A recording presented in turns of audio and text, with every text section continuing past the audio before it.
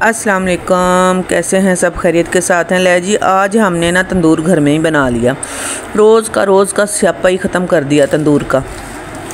ऐसा था ना कि जब भी मुबीन को बोलो ना रोटी लगवाने का, तो मुबीन पहले तो कहता था अम्मी गर्मी बहुत है, लेकिन फिर भी ये सारी मेहरबानी मुबीन की वजह से हुई। वो अगर मुझे सारी चीज़ें इकट्ठी ना करके देता तो ये तंदूर मेरे लिए नामुमकिन था। अस्सलाम वालेकुम मेरे बहन भाई बेटे बेटियां सब कैसे हैं? ठीक हैं? और सुनाएं आप कहाँ कहाँ से मेरी वीडियो देख रहे हैं। आज हम बनाएंगे तंदूर घर में। सारे स्यापे ही रोज़ के मैंने ख़त्म कर दिए घर में तंदूर लगाकर। यहाँ पे मुझे काफ़ी चीज़ों की ज़रूरत थी जो कि ना मुबीन के बगैर नामुमकिन थी। रेत लानी थी, ईंटें लानी थी, और क्या कहते हैं सीमेंट लाने वाला था। बहुत सारी चीज़ें थीं जिसके बगैर मुमकिन नहीं था। सबसे पहले तो मुबीन ने मुझे ईंटें ख़रीद कर दी। गली में ही किसी का घर बन रहा था, वहाँ से हमने ना 15 ईंटें ख़रीदी। उसके बाद मुबीन बेचारा गया साइकिल पे काफ़ी दूर, वहाँ से वो सीमेंट ख़रीद के लाया, रेत ला कर दी हमें। तो उसके बाद जी हम ये प्रोसीजर शुरू कर रहे हैं। ईंटें हमने पहले ही भिगो दी थी। तंदूर की रोटी के बगैर तो भाई गुजारा नहीं है। शहर में हमने फुल देसी माहौल बना लिया है, तो अभी घर में रोटी पकाया करेंगे, तंदूर पर एंजॉय करेंगे, क्योंकि मुझे तो बिल्कुल भी तवे की रोटी पसंद नहीं थी। यहाँ पर मेरे पास कोई मिस्त्रियों वाले औजार नहीं थे, ना गरमाला था, ना वो रेती कंडी थी जिसके साथ जो है ना मैं इसको मिक्स करती। फिर मैंने क्या किया, अपने हाथों को ही रेती कंडी बना लिया और उसके साथ ही मैंने ना मिक्स करके तो यहाँ पे मैंने ना तंदूर बनाना शुरू कर दिया। लेकिन जी हमारा तंदूर बनना शुरू हो गया। मुझे ऐसे लग रहा था जैसे ना सीमेंट कम हो जाएगी, इसलिए मैंने ना ईंटों के दरमियान में सीमेंट जो है ना कम इस्तेमाल की, नीचे ज़्यादा लगाई। मैंने कहा अगर फिर बाद में ना लेकर ना सीमेंट इसको अच्छे से प्लस्तर कर लेंगे और इसको ना अच्छे से बना लेंगे। मिट्टी मैंने पहले ही ख़रीद के रखी हुई थी काफ़ी सारी गमलों के लिए। मुझे पौधों का बहुत शौक़ है। मैं कहती गमले वगैरह लेके ना यहाँ पे सजाऊंगी और उनमें ना कोई पौधे फूल कुछ ना कुछ मैं लगाऊंगी। वैसे मैंने पहले पुदीना लगाया था, इतना अच्छा पुदीना उगा हुआ था। जब हम गाँव गए तो पीछे से पानी देने वाला कोई नहीं था, तो सारा पुदीना जो था ना वो जल गया। तो अभी जो है ना नए पौधे लगाएंगे, ने बिल्कुल फुल देसी माहौल बनाना है हमने अपने घर का। वैसे भी देसी माहौल अच्छा होता है ना। मेरा तो वैसे ही शुरू से देसी माहौल ही रहा है। सुबह उठना जल्दी, सुबह जल्दी नाश्ता, रात को जल्दी सो जाना। हमारी रूटीन चेंज नहीं हुई और ना ही कभी होगी। तो यहाँ पर मैं और मेरी बहू मिलकर धूप में कर रहे हैं तंदूर की तैयारी। तो आज फाइनल हमने ना इस तंदूर को ख़त्म करके ही उठना है, बना कर ही उठना है। रेत हमने सूखने के लिए डाल दी थी, क्योंकि इसकी साइडों में जो रेत डलनी है वो गीली नहीं होनी चाहिए ना। अगर गीली रेत होगी तो तंदूर जो है ना वो सही नहीं बनेगा। पंखा हमने लगा लिया था, साथ बैठ गए हैं बनाने के लिए। वैसे भी आजकल धूप थोड़ी कम होती है, लेकिन गर्मी ज़्यादा होती है, हवा भी नहीं चल रही थी। फिर हमने पंखा लगा के बैठ गए यहाँ बनाने के लिए। अल्हम्दुलिल्लाह अब हमारा तंदूर जो है ना कंप्लीट हो रहा है।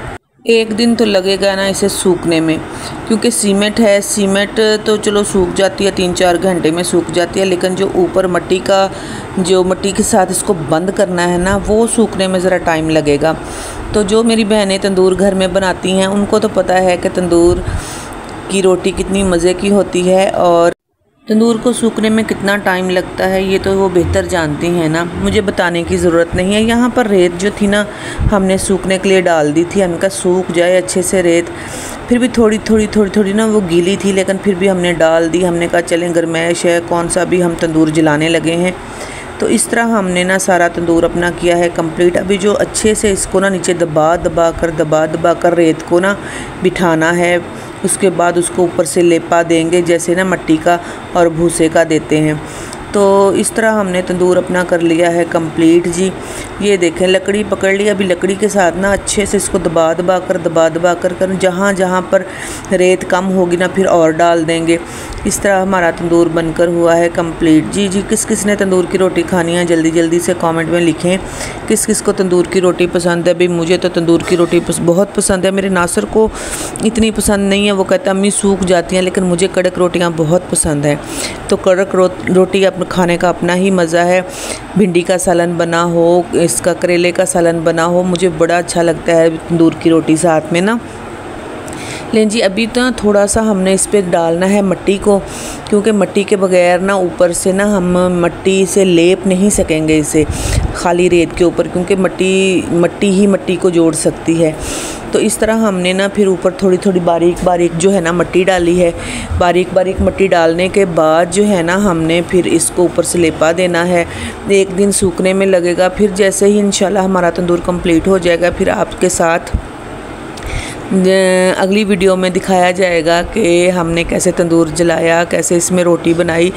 आगे का पार्ट ज़रूर देखिएगा, वीडियो को फुल वॉच कीजिएगा। आप लोगों की बहन भाइयों की सपोर्ट के साथ ही तो हम आगे बढ़ रहे हैं ना। तो बस ये मट्टी पड़ी हुई है, इसको हमने क्या करना है, इसको भी सफाई सारी इधर से कर लेनी है। गमलों के लिए मिट्टी रखी हुई थी, कुछ बाल्टी मेरे पास पड़ी हुई हैं, कुछ एक छोटी सी ड्रमी पड़ी है, उसमें डाल के ना इस मिट्टी को एक साइड पे कर देंगे। ये जगह बिल्कुल साफ़ सुथरी कर देंगे। लें जी, यहाँ पर अब लिपाई का जो है ना प्रोसीजर शुरू हो चुका है। इसकी लिपाई करने के बाद इसका ढक्कन भी बनाना है। ढक्कन बनाने के बाद फिर उसको सूखने के लिए रखेंगे, और जो उसका वो सुराख होता है ना तंदूर का, जहाँ से हवा क्रॉस करती है और कोयले वगैरह अच्छे से ढकते हैं, अच्छे से वो भक जाते हैं ना, क्या कहते हैं उसको पंजाबी में, सराइकी में तो कहते हैं अंगारे भख दे पैन। तो वो वहाँ से हवा क्रॉस होगी तो रोटी हमारी अच्छे से पकी। उस सुराख के लिए भी हमने एक वट्टा बनाना है, वो भी हम मिट्टी का ही तैयार कर लेंगे। यहाँ अब कहाँ से मैं ढूंढ के लाऊं। पहले ही मुबीन की मेहरबानी है कि उसने बड़ी बच्चा है लेकिन उसने फिर भी सारी चीज़ें हमें ला कर दी, तो हमारा काम जो है ना कंप्लीट हुआ, नहीं तो नहीं कंप्लीट होना था। बड़ी मुश्किल के साथ सारी चीज़ें इकट्ठी की हैं। आपको पता है कि मैंने तंदूर गांव जाने से पहले का लेकर रखा हुआ था। एक तो मेरी तबीयत अपसेट थी, जिसकी वजह से अकेले तो मुझसे ये मुमकिन था नहीं। अगर मैं ठीक होती तो ये काम कुछ ज़्यादा नहीं था मेरे लिए, लेकिन अभी जो कमर की वजह से मुझसे ये सब काम अकेले नहीं होना था। फिर मैंने और मेरी बहू ने अभी मिलकर सारा जो है ना प्रोसीजर कंप्लीट किया। माशाल्लाह अल्हम्दुलिल्लाह हमारा तंदूर जो है बनकर कंप्लीट हो गया। बच्चे कह रहे थे हमें अभी तो लकड़ियाँ भी लेनी पड़ेंगी। मैंने कहा हाँ बेटा ले लेंगे लकड़ियाँ भी। कुछ लकड़ियाँ मेरे पास पड़ी हुई हैं घर में, वो जो चारपाइयाँ मेरी टूटी थी उनका कुछ मैंने बालन बनवा लिया था। किक्कर की लकड़ी है, उसका कोयला बड़ा अच्छा बनता है, तो बड़ी अच्छी रोटी बनकर तैयार होगी। देखते हैं आगे फिर कैसे कहाँ से लकड़ियाँ अरेंज करते हैं, क्या करते हैं। बच्चों को बोलूँगी तो वो कहीं ना कहीं से अरेंज कर ही देंगे, हो जाएगा सब। जब हम किसी काम को करने की ठान लेते हैं तो रास्ते भी फिर खुद ब खुद निकल ही आते हैं। तो इंसान को कोशिश करते रहना चाहिए हर काम के लिए, तो कोई भी काम इंसान के आगे बड़ा नहीं है। तो शौक़ था मुझे घर में तंदूर लगाने का। तकरीबन अभी 3रा साल है मुझे ना तंदूर का सोचते हुए। पहले मैंने सोचा कि वो ना लोहे का ड्रम होता है ना, उसमें ना मैं तंदूर लगाऊंगी, लेकिन ना वो लोहे का ड्रम मुझे मिला ही नहीं। तो अगर मिल भी रहा था तो वो बहुत महंगा बता रहे थे, कह रहे थे 10,000 में आपका तंदूर तैयार होगा। मैं कहा 10,000 में?